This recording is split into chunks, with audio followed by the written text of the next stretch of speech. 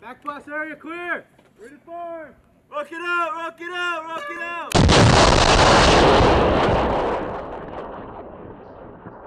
The Neurotactical Research Team is studying the neurological effects of low-level blast exposure from shoulder-mounted rockets during heavy weapons training.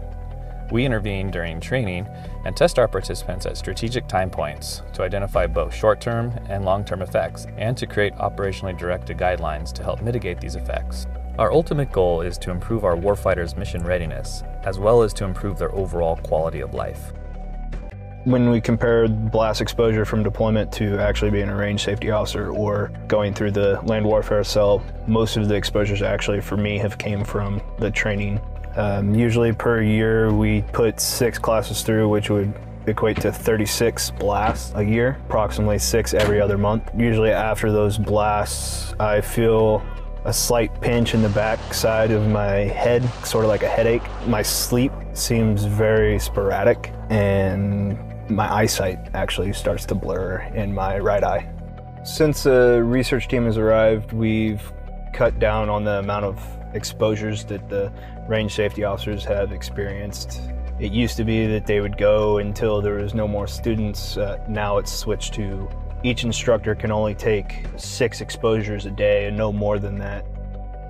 I was a SEAL. I retired after 22 years. I was a medic, Special Operations Independent Duty Corpsman. In my platoons, I was RSO. We would shoot 15 Carl Gustavs or AT-4s in one day.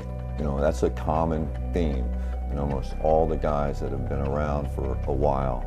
I don't know how many of our guys have had moderate exposures to blast, because the problem is, unless you completely get knocked out, nobody goes to the hospital, so there's no personal casualty report.